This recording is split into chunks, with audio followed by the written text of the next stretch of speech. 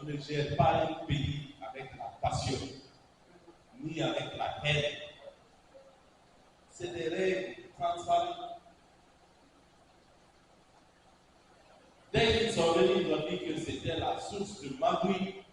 Aujourd'hui encore, nous allons un peu échanger avec vous sur la situation socio-politique du pays, mais plus axé sur le social. Comme toujours, nous ne cesserons de parler de nos camarades, de nos responsables, qui sont toujours incarcérés, qui sont en prison, ça fait maintenant presque 3 ans. Je vais parler du Dr Ibrahima Kassouri Fofana, Dr Mohamed Diané, Honorable Damarou Kamara, le ministre Oyebe Aoki, Dr Ibrahima Kourouma, Birgit Silla, El Sisi et le jeune Kaba. Le cas particulier d'aujourd'hui, du fait qu'on en parle avec insistance, c'est la fois dernière la communication du procureur par rapport aux enquêtes, selon lui, qui n'ont pas abouti à quelque chose, par rapport aux dénonciations qui ont été faites par la presse et la société civile sur un certain nombre de cas de détournement des malversations liées à certains responsables des autorités du moment. Vous avez suivi le procureur, il a dit qu'il a fait des enquêtes, ils ont fait des renseignements autour de ces cas qui n'ont pas trouvé de preuves, donc il n'y a pas lieu même de convoquer ces gens-là. Donc ce dossier a été clos. Vraiment, ça nous a étonnés. Ça nous a étonnés pour celui qui a dit 2 ans auparavant, pour le cas des Kassouri, que même en voyant Kassouri, on n'a même pas besoin de faire autre chose, c'est la prison. Et c'est ce qu'il a fait. Le cas des Kassouri, il n'y a pas eu d'enquête, il n'y a pas eu d'audit, il n'y a pas eu de contrôle, il n'y a pas eu de contradiction, directement la prison. Maison d'arrêt, on les a emprisonnés. Pourquoi ça? Pourquoi aujourd'hui ce qui a été dénoncé, et c'est eux-mêmes à travers la criée qui ont dit qu'il y a plusieurs mois de dénonciation, que même un citoyen peut les envoyer des SMS, un journaliste et autres, à plus forte raison la société civile qui a fait des écrits avec, selon ces sociétés civiles, des preuves. Mais lui dit qu'il a fait ses enquêtes, ils ont fait ses renseignements, il n'y a rien sur ces personnes-là. Mais pour les nôtres, du fait qu'ils aient été des proches du professeur Alpha Condé, il n'a pas eu besoin d'enquêter, il n'a pas eu besoin de faire des audits, ni de contrôle. Il a demandé purement de les mettre en prison et ils ont été mis en prison. Et quand certains juges demandent leur libération, ils reviennent pour dire non. Ça fait maintenant 3 ans presque. Pourquoi ces 2 poids, 2 mesures pour une même juridiction? C'est pourquoi la Direction nationale pénitentiaire interpelle les autorités à faire en sorte que la justice soit juste pour tous les citoyens. Les Kassouri, les Diané, les Ibrahima Kourouma, Oye, Birgit, El Sisi et autres sont des citoyens comme Charles Rent, comme Gomu, comme Cissé. Qu'est-ce qui les différencie pour dire que les autres là, on n'a pas besoin de l'enquête, on les enferme, et les autres, on a fait des enquêtes, rien n'est sur eux. Et maintenant, ça fait 3 ans, malgré les inspections et autres qui ont été faites, il n'y a pas de preuve. Au sein même de la CRIE, il y a des juridictions qui ont demandé la libération pure et simple de nos camarades. Mais la même personne refuse qu'il a besoin encore d'enquêter. Pour les autres, en quelques semaines, il dit qu'il a fait des enquêtes, il n'y a rien. En quelques semaines. Pour nous, 3 ans, il n'a pas fini de faire ces enquêtes. Mais le corps, les autres sont en prison, les autres, il a dit, bon, dossier clos. Ce que nous demandons, le RPG arc-en-ciel, nous ne sommes pas des bataillons, on l'a répété ici. Mais il faudrait que la justice joue son rôle. Si on a dit au début que la boussole sera vraiment la vraie boussole pour guider les actions de gouvernance de cette institution, il faudrait que la boussole soit partagée pour tout le monde. C'est ce que nous demandons. Donc, un des volets du CRRT, c'est le social. Parce qu'ils ont placé la politique derrière. Mais que dans ce social, on tienne compte aussi des préoccupations de ces pauvres citoyens qui croupissent aujourd'hui en prison sans qu'on les montre des preuves. Donc, nous prions les bonnes autorités et les institutions religieuses de s'impliquer une fois de plus, d'oser aller dire la vérité à qui de droit. Il ne faut pas seulement rester au cours des sermons, demander la paix, le dialogue, mais aller oser dire à Fodé, à Jacques, à Paul, à ton niveau, débloque la situation. C'est toi qui bloques. C'est ce que nous demandons maintenant aux leaders de tous bords, surtout les religieux. Je crois que le Premier ministre Goumou les avait associés pour aller dans ce sens. Mais arrivé à un niveau, ils se sont limités là. C'est vraiment difficile. C'est ce que je disais la fois dernière. Comment on peut demander aux gens, à une partie de la population, de venir s'asseoir alors que d'autres sont en prison, d'autres sont en exil. Nous sommes arrivés au moment de débloquer cette situation maintenant, dépassionner le débat, faire en sorte que nous nous comportions en frères, en Guinée, pour s'asseoir et discuter. On ne peut pas dire que dans ces pays-là, depuis 1958, c'est seulement les cas du RPG arc-en-ciel qui ont détourné. C'est la gouvernance de l'Alpha Condé seulement qui a fait du mal. Et quand ça touche d'autres, on dit non, on a fait des enquêtes qui sont libres. Et certains se lèvent pour dire qu'il n'y a pas de prisonniers politiques. Mais ce n'est que des prisonniers politiques. Donc, ces 2 poids, 2 mesures, nous demandons que ça cesse, que ça tombe dans de très bonnes oreilles, avec l'accompagnement de nos religieux, pour aller dire la vérité à qui de droit, pour qu'il y ait l'apaisement dans ce pays. Ça, c'était le premier volet concernant nos camarades qui sont en prison par rapport à la dernière communication du procureur de la prière.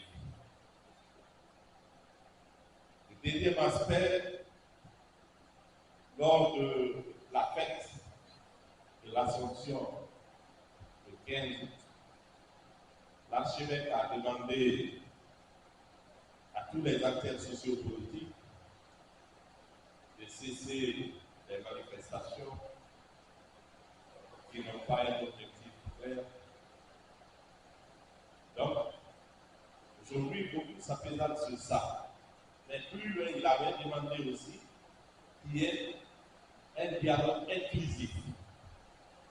Bien qu'il n'ait pas allé loin, mais quand on se réfère à leur communiqué, déclaration qu'ils ont fait au gouvernement, ils ont dit que le dialogue inclusif voudrait dire faire en sorte que ceux qui sont en exil soient là, ceux qui sont en prison soient libres, pour que tout un chacun, dans l'ensemble, nous asseyons sur la même table que les autorités pour discuter comment développer la situation pour aller au retour à l'ordre constitutionnel dans la paix et dans la cohésion.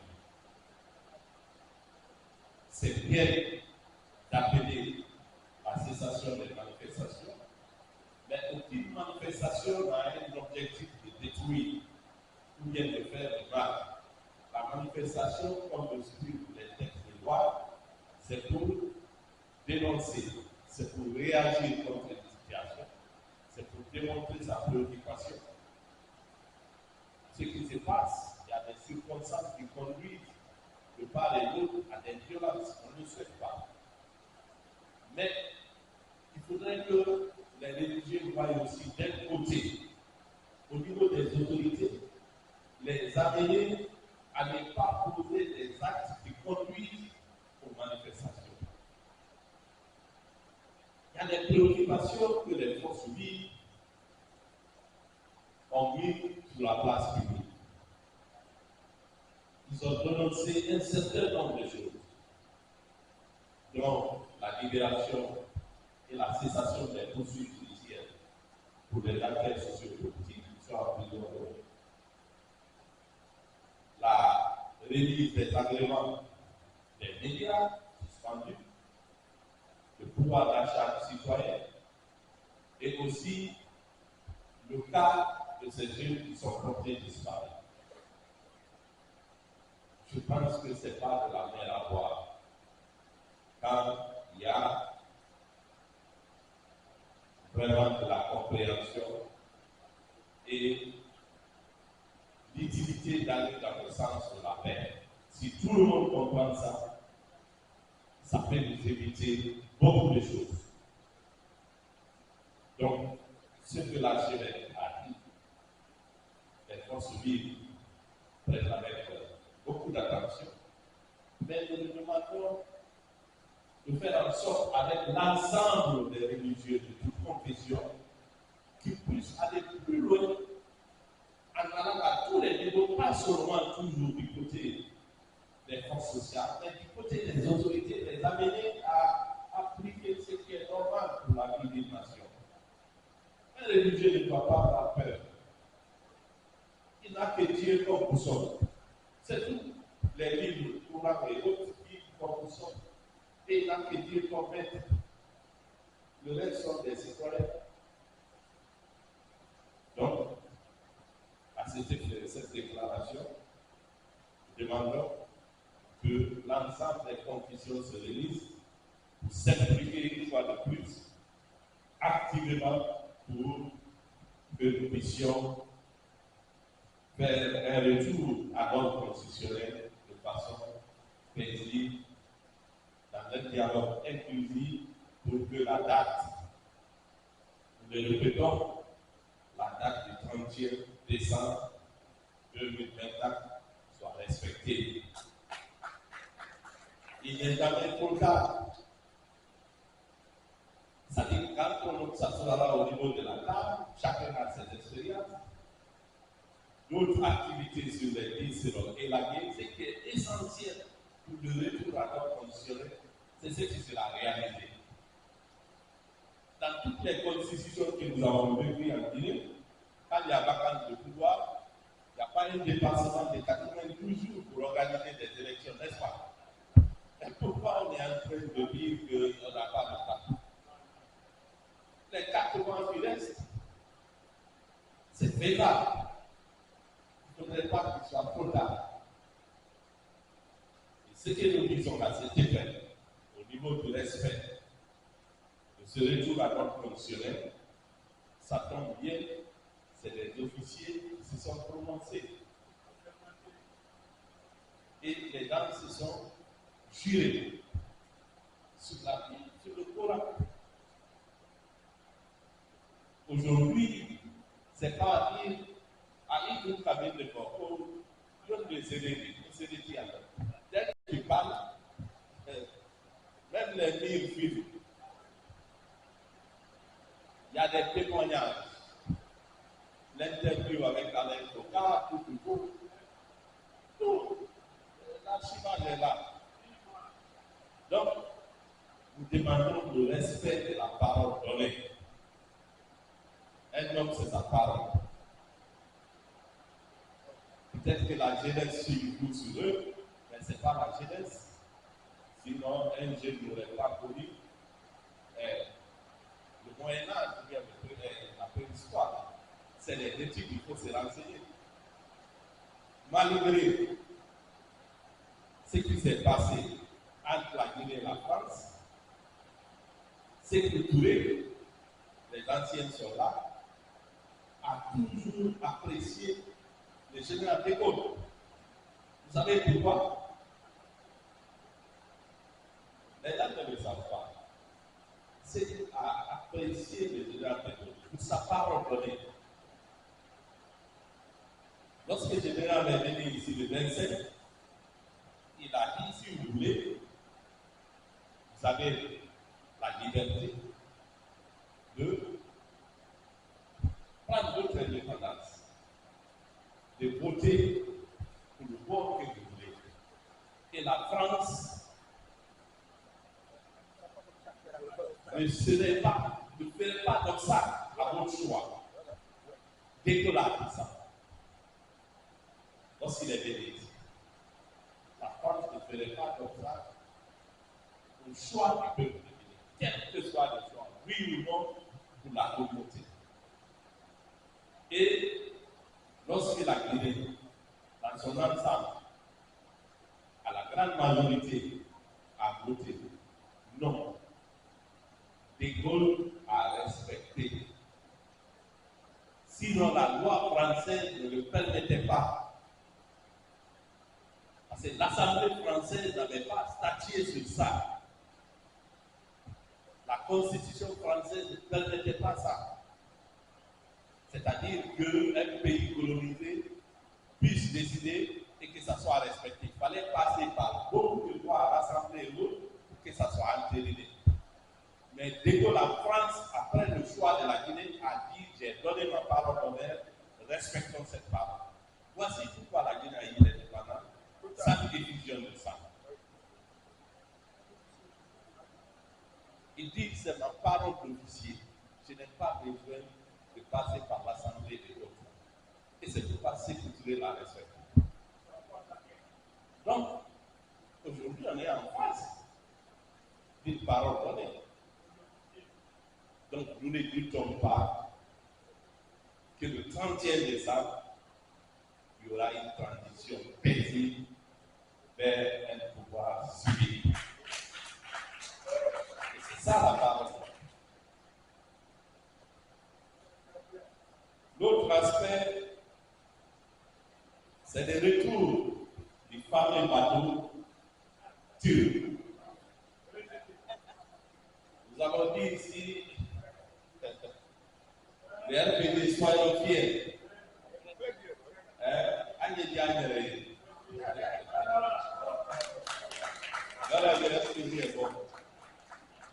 Vous savez, tout ce qui a été dit comme mensonge, ça va tomber. Je vous ai dit, les masses vont continuer à tomber. On ne gère pas un pays avec la passion, ni avec la haine.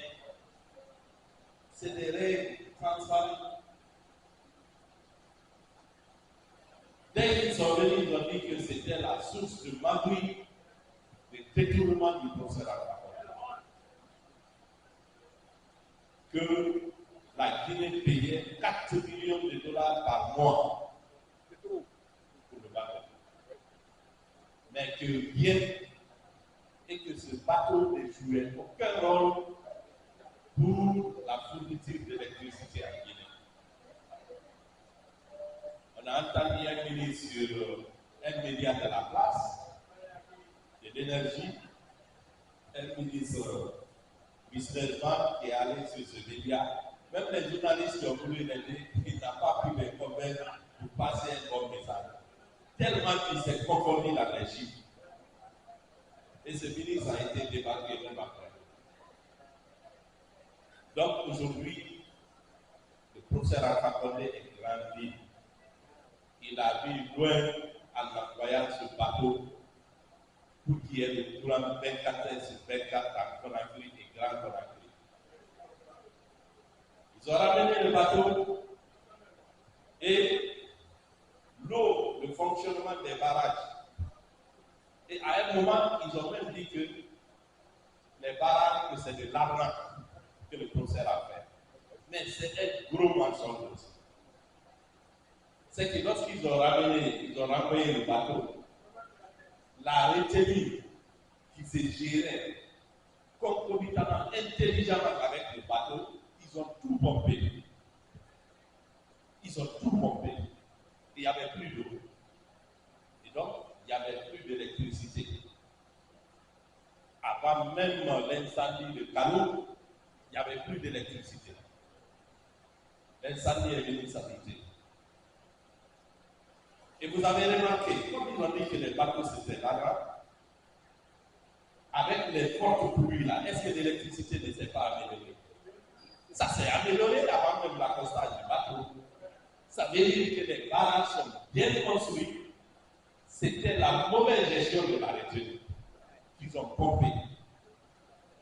Aujourd'hui, beaucoup de quartiers ont au moins 20 heures de courant sur 24 avant que ce bateau ne soit branché. C'est des retenues, c'est Calita, c'est soi. Mais tout ce qui Alpha fait, on dit que c'est de l'argent. Pourquoi on n'a pas dit que Garafini c'est de l'argent? Pour ceux qui sont jeunes, même les enfants de 9 mois ont cotisé pour Garafini. Les aveugle, tout le monde, les malades. On a dit que ça allait servir tout le pays, mais ça a produit combien de mégawatts de choses? Alpha a fait plus que ça. On dit toujours que ce qu'Alpha a fait, c'est de l'argent. Donc, le retour du bateau a prouvé le contraire. Ce que nous demandons, le RPG est un parti républicain. Comme ils sont revenus sur les acquis du professeur Alpha Condé, nous leur demandons de ne plus saboter, de continuer à atteindre l'objectif que le professeur a visé, c'est-à-dire l'électrification de tout le pays. C'est ce qu'a visé le professeur. Ils n'ont qu'à continuer sur les anciens dossiers, nous verrons la solution. Tout est écrit, tout est là. Il ne doit pas être battu là. Et l'électricité est source de développement. Quand il y a l'électricité, il y a création d'emplois, il y a beaucoup de choses qui se créent. Donc, nous félicitons une fois encore ceux qui ont convaincu l'autorité à faire les revenus du bateau. Et donc, c'est aussi dire que beaucoup de choses qui ont été dites à travers le retour de ce bateau, comprenez que c'était du chantage. C'était comment capter ou bien détériorer la visibilité des résultats positifs de la gouvernance du procès d'Alpha.